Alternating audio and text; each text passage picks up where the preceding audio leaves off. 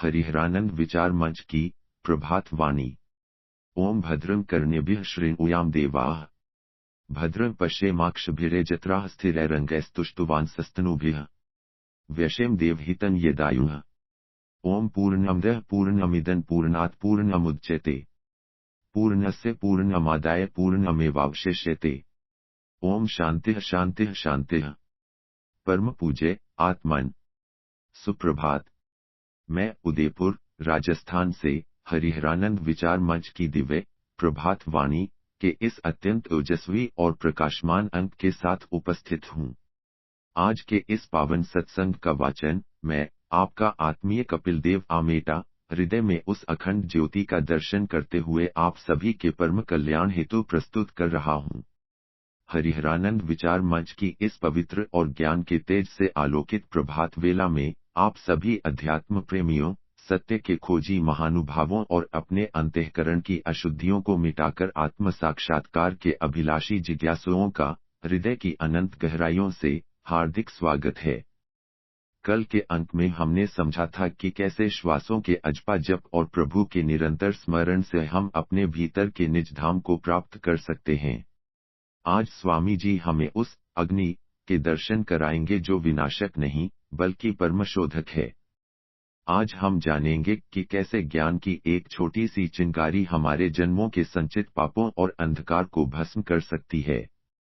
आज की वाणी हमें सिखाएगी कि मुक्ति का मार्ग केवल बाहर की क्रियाओं में नहीं बल्कि अपने भीतर ज्ञान की ज्योति को प्रज्वलित करने में है।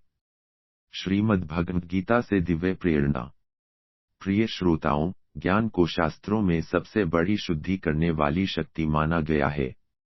भगवान श्री कृष्ण ने गीता के दिव्य उपदेशों में ज्ञान रूपी अग्नि की सामर्थ्य के विषय में जो अमृत वचन कहे हैं, वे प्रत्येक साधक के लिए अज्ञान के बंधनों को काटने का सबसे शक्तिशाली अस्त्र हैं। श्लोक। यथैधांसि समिद्धोऽग्निर्भस्मसात् कुरुते अर्जुन, ज्ञानाग्निः सर्वकर्माणि भस्मसात् कुरुते तथा। श्रीमद् भगवद गीता अध्याय 4 श्लोक 37। व्याख्या और भावार्थ। इस अत्यंत शक्तिशाली और प्रभावकारी श्लोक में योगेश्वर श्री कृष्ण ज्ञान की तुलना प्रज्वलित अग्नि से करते हुए कहते हैं कि, हे अर्जुन, जिस प्रकार प्रज्वलित अग्नि ईंधन को भस्म कर देती है, उसी प्रकार ज्ञान रूपी अग्नि संपूर्ण कर्मों को भस्म कर डालती है। यहाँ भगवान यह महान सत्य प्रकट कर रहे हैं कि हमारे द्वारा किए गए अच्छे बुरे कर्म और उनके संस्कार, जो हमें जन्म मरण के चक्र में बांधे रखते हैं, वे केवल ज्ञान की अग्नि से ही नष्ट हो सकते हैं। जैसे हजारों वर्षों से अंधेरे में रही गुफा का अंधकार मिटाने के लिए हजारों वर्ष नहीं चाहिए होते, बस एक छोटा सा दीपक ही पर्याप्त होता है, वैसे ही ज्ञान का प्रकाश होते ही अज्ञान का सारा अंधेरा और पापों का सारा ईंधन जलकर भस्म हो जाता है। जब साधक इस ज्ञान की अग्नि में तपता है, तो वह कुंदन बनकर निखरता है और उसके सारे सांसारिक बंधन स्वतः ही कट जाते हैं। आज का हमारा दोहा इसी ज्ञान ज्योति और आंतरिक शुद्धि के रहस्य को स्वामी जी के अमृतमयी शब्दों में अभिव्यक्त करता है। दोहा 56, ज्ञान की ज्योति। अब हम पूज्य स्वामी जी की दिव्य वाणी से निकली हरिहरानंद दोहावली के इस 56वें पावन सूत्र को अपने जीवन में धारण करेंगे। दोहा पाठ।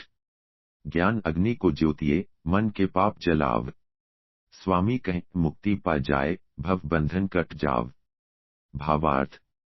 यह दोहा ज्ञान को एक ऐसी परमशोधक अग्नि के रूप में प्रस्तुत करता है, जो मनुष्य के अंतःकरण को पूर्णतया शुद्ध कर देती है।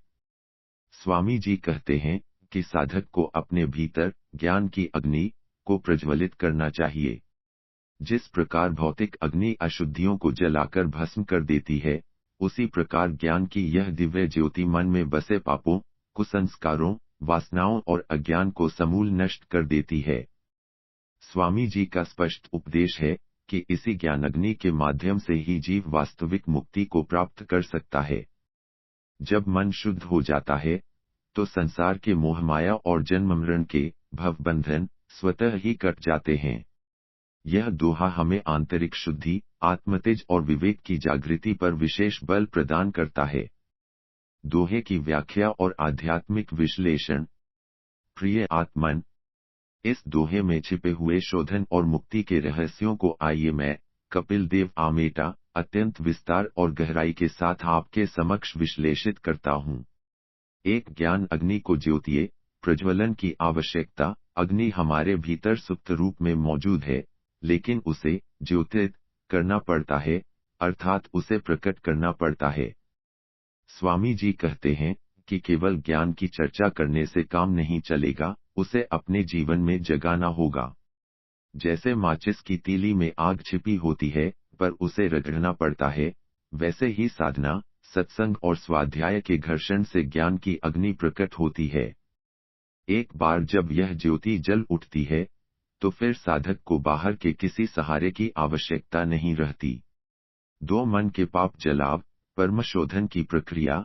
पाप केवल वह नहीं है जो हम गलत कार्य करते हैं, बल्कि पाप वे अशुद्ध विचार और वासनाएं हैं जो हमें परमात्मा से दूर रखती हैं। मन के ये संस्कार अत्यंत सूक्ष्म होते हैं और इन्हें साधारण उपायों से मिटाना कठिन है। स्वामी जी के अनुसार ज्ञान ही वह एकमात्र औषधि है जो इन संस्कारों को जड़ से जला सकती है। जब ज्ञान उदय होता है कि मैं शरीर नहीं, आत्मा हूँ, तो शरीर से जुड़े सारे स्वार्थ और पाप स्वतः ही समाप्त होने लगते हैं। शुद्धि का अर्थ केवल नहाना नहीं, बल्कि ज्ञान की अग्नि में मन को तपाना है। 3 मुक्ति पा जाए, स्वतंत्रता का अनुभव। मुक्ति कोई ऐसी वस्तु नहीं है जो मृत्यु के बाद मिलेगी। मुक्ति तो उस बोझ से आजादी है जिसे हम मन में ढो रहे हैं। स्वामी जी कहते हैं कि जैसे ही ज्ञान की ज्योति मन के मैल को जलाती है, जीव हल्का अनुभव करने लगता है। वह कामनाओं के दासत्व से मुक्त हो जाता है। वास्तविक मुक्ति अज्ञान से मुक्ति है। जब हमें अपनी वास्तविकता का पता चल जाता है, तो हम इसी शरीर में रहते हुए भी मुक्त हो जाते हैं। ज्ञान ही वह चाबी है जो जन्म मरण की जेल का दरवाजा खोलती है। 4 भव बंधन कट जाव, मोह के जाल का अंत। यह संसार एक भव यानी सागर है, जहां हम मोह और आसक्ति के बंधनों में बंधे हुए हैं। स्वामी जी समझाते हैं कि ये बंधन लोहे के नहीं, बल्कि अज्ञान के बने हैं। हमने जिसे अपना माना है, वही हमारा बंधन है। ज्ञान की अग्नि इस मोह को जला देती है। जब हम जान लेते हैं कि यहाँ सब कुछ क्षणिक और नाशवान है, तो हमारे पकड़ने की प्रवृत्ति छूट जाती है। जैसे ही पकड़ छूटती है, बंधन स्वतः ही गिर जाते हैं। यही वह स्थिति है जहाँ साधक पूर्णतः शांत और अविचल हो जाता है। एक प्रेरक दृष्टांत, लोहे की गंदगी और पारस की अग्नि।